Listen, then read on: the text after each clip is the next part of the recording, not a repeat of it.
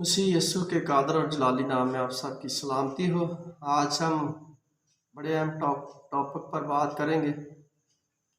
یقیناً خدا کا کلام مقدس، انجیل مقدس کی تعلیمیات آپ کو باعث برکت بنائیں گی جب آپ اس کو غور سے دھیان سے سنیں گے۔ ہم پرانا عہد نامہ یعنی عہد عتیق میں سے دیکھتے ہیں، اولڈ ٹیسٹامنٹ میں سے دانیل کی کتاب، اس کا 3 باب۔ ایک نبوکدنضر نے ایسی حماقت کی، ایسا غرور اور گھمنڈ کیا کہ اس نے خواب دیکھا، کہ خواب میں اس نے اپنی مورت کو دیکھا اور ایسا ہی کیا کہ اس نے کچھ کاریگر بلائے، کچھ لوگ بلائے اور ان کو اپنے خواب اس مورت کے بارے میں بتایا کہ ایسی مورت بنانی ہے۔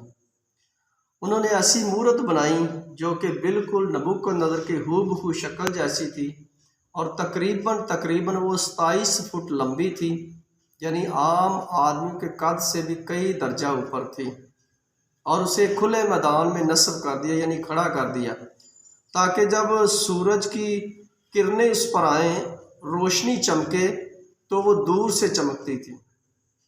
اور نبوکدنضر نے ایک اپنی بادشاہی میں ایک حکم جاری کیا کہ تمام جتنے بھی اس ملک کے عہدے داران تھے، منصف تھے، جتنے بھی مشیر تھے، وزیر تھے، سب کو بلایا، اور عام شہریوں کو بھی حکم دیا کہ بادشاہ کے حکم کی تعمیل کی جائے، اور ایسا ہی ہوا۔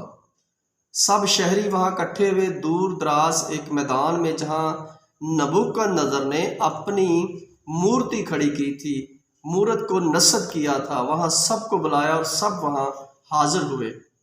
درباری جتنے تھے سب حاضر ہوئے، تقریباً بہت ساری عوام، پوری رعایا، ہو سکتا ہے باہر کنٹریوں سے، باہر کے ملکوں سے بھی لوگ آ کر وہاں حاضر ہوئے ہوں۔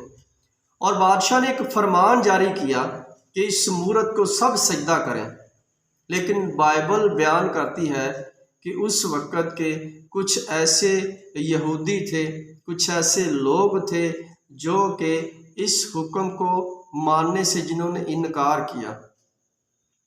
اس دور میں جب ہم یوسف کی طرف دیکھتے ہیں تو بہت اذیت ناک لوگوں کو جو سزائیں دی جاتی تھی، مطلب لوگوں کے اس گلے میں بھی لوہے کا کڑا ڈالا جاتا تھا، پاؤں جو تھے، آپ کی جو ٹانگیں تھی وہ ایسی کاٹ میں ٹھوکی جاتی تھی کہ آپ اپنے شریر کو ہلا نہیں سکتے تھے، اور آپ کے جو ہاتھ تھے ایسی زنجیروں سے باندھے جاتے تھے کہ جن سے آپ ایسا محسوس کریں کہ آپ اس دنیا سے رحلت کر گئے ہیں، یعنی ایسی اذیت ناک بادشاہ سزائیں دیتے تھے۔ لیکن ان سزاؤں سے واقف ہوتے ہوئے 3 آدمیوں نے اس مورت کو سجدہ کرنے سے انکار کر دیا۔ یہ 3 آدمی کون تھے؟ ان کے بارے میں بائبل بیان کرتی ہے کہ یہ شدرک، میشک اور عبدالنجو تھے، جو کہ اسی ملک میں رہتے تھے، اسی ملک میں کام کرتے تھے، اسی ملک کا کھاتے تھے، لیکن مہما وہ یہوہ کی کرتے تھے، پرستش وہ زندہ خدا کی کرتے تھے۔ میرے عزیزو، جب آپ زندہ خدا کی پرستش کریں گے تو آپ ہرگز ایسے نچلے کام، غلیظ کام ہرگز نہیں کریں گے۔ آپ ہمیشہ کھڑے رہیں گے اپنے پاؤں پر، ہلیں گے نہیں۔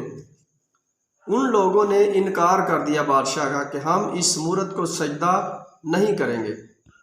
جب سب لوگ جھکے تو وہ 3 آدمی جو شدرک، میشک، عبدالنجو تھے، وہ مورت کے آگے نہیں جھکے۔ جب بادشاہ نے فرمان جاری کیا، سازوں کی آواز، طبلے کی آواز، سرنگی کی آواز، بہت سارے ساز، مختلف قسم کے ساز وہاں تھے، جو بادشاہ نے ایک اعلان کیا کہ جب یہ ساز بجیں گے تو سب مورت کے آگے جھکیں گے۔ لیکن بائبل بیان کرتی ہے کہ سازوں کے دوران جب ساری عوام اس مورتی کے سامنے جھکی اور اس بھیڑ میں سے صرف 3 آدمی کھڑے رہے، بقایا سب نے اس مورت کو سجدہ کیا۔ جب وہ 3 کھڑے رہے تو بادشاہ نے ان کو بلایا، ان سے وجہ دریافت کی کہ کیا وجہ تھی جو تم نے میرے حکم کی نافرمانی کی ہے۔ انہوں نے انکار کر دیا، انہوں نے کہا کہ اے بادشاہ، ہم سجدہ صرف اپنے یہوہ کو کرتے ہیں، ہم سجدہ اس خدا کو کرتے ہیں جو ابراہیم، اسحاق اور یعقوب کا خدا ہے۔ میرے عزیزو، بادشاہ غضبناک ہوا۔ نبوکدنضر کے اندر اتنا گھمنڈ تھا، اتنا غرور تھا کہ وہ اتنا غضبناک ہوا کہ اس نے ان تینوں کو یہ حکم جاری کیا کہ ان تینوں لوگوں کو آگ کی جلتی ہوئی بھٹی میں ڈالا جائے۔ بائبل بیان کرتی ہے کہ جب ان تینوں کو آگ کی بھٹی میں ڈالا گیا تو بادشاہ ایز خود اپنی ان آنکھوں سے ان تینوں کو دیکھنے لگا، کیونکہ ان کے اس بادشاہ کے اندر، نبوکدنضر کے اندر اتنا غصہ اور قہر بھر گیا تھا ان تینوں کے خلاف، کیونکہ انہوں نے اس کے حکم کی عدولی کی تھی، نافرمانی کی تھی۔ لیکن وہ تینوں جانتے تھے کہ اس بادشاہ سے زیادہ ہمیں خدا کے حکم کو ماننے کی ضرورت ہے، اور انہوں نے یہوہ کے حکم کو فالو کیا۔ وہ حکم جو شریعت میں لکھا ہے کہ تم نے غیر معبودوں کی پرستش نہیں کرنی، اسی حکم کو انہوں نے فالو کیا۔ وہ کٹر یہودی تھے اور یہودیت کو وہ اچھے طریقے سے جانتے تھے کہ ہمیں زندہ یہوہ کی طرف سے فرمان کیا ملا ہے، زندہ یہوہ کا فرمان کیا ہے، اس کا حکم کیا ہے، اس کے حکم مجھے کیا بتاتے ہیں۔ ان کے اندر یہ بات تھی، تبھی تو انہوں نے اس مورت کو سجدہ کرنے سے انکار کر دیا۔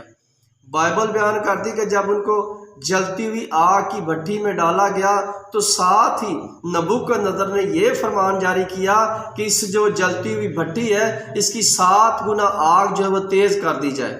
جب وہ دیکھ رہا تھا کہ وہ 3 ڈالے ہیں اور 3 کی جگہ 4 نظر آ رہے ہیں، ہاللیلویہ، اور نبوکدنضر کی آنکھیں کھلی کی کھلی رہ گئیں۔ نبوکدنضر واویلا کرنے لگا اور بولنے لگا کہ میں نے تو 3 آدمیوں کو آگ میں ڈالنے کا حکم دیا ہے، یہ چوتھا کہاں سے آ گیا ہے؟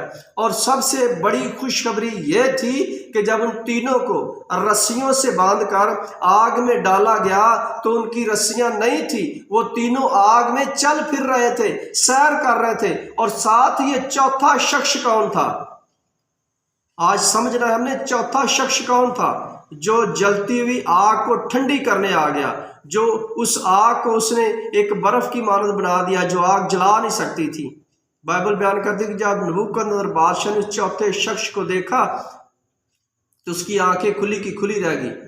جب اس نے حکم دیا کہ ان تینوں کو آواز دی کہ آؤ تینوں باہر نکل آؤ، جب وہ باہر آئے تو چوتھا ساتھ نہیں تھا، وہ تینوں تھے۔ اور پھر بادشاہ ان کے سجدہ ریز ہوا، اور بادشاہ نے اپنی رعایا میں یہ حکم جاری کیا، اپنے اس ملک میں یہ حکم جاری کیا کہ جو صدرک میثق عبدالنجو کا خدا ہے وہی ہمارا خدا ہے، آج کے بعد اسی کو سجدہ ہوگا، اسی کی مہما ہوگی، اسی کی عبادت ہوگی، ہاللیلویہ۔ اگر آپ نے کچھ چینج کرنا ہے، آپ نے کچھ بدلنا ہے اپنے لوگوں میں، اپنی کلیسیا میں، اپنے کسی تو گھر میں، تو آپ کو سب سے پہلے چینجنگ ہونی چاہیے، آپ کو مضبوط ہونا چاہیے، آپ کو ڈرنا نہیں چاہیے۔ وہ آگ ہو، وہ جیل ہو، وہ کچھ بھی ہو، ایوری تھنگ آپ اس کے لیے کھڑے ہو جائیں، خدا تبدیلی لے کر آئے گا۔ میرے عزیزو، آج اس سرمن سے، اس گاسپل سے ہم نے سیکھنا ہے کہ وہ 3 آدمی پورے ملک کو ہلا کر بدل کر رکھ دیا۔ کیا آپ میں اتنی ایبلٹی نہیں ہے؟ آپ میں اتنی ایبلٹی ہونی چاہیے کہ آپ اپنے لوگوں کو بدل سکیں۔ خداوند اس میسج کے وسیلہ سے آپ سب کو برکت دے، آمین۔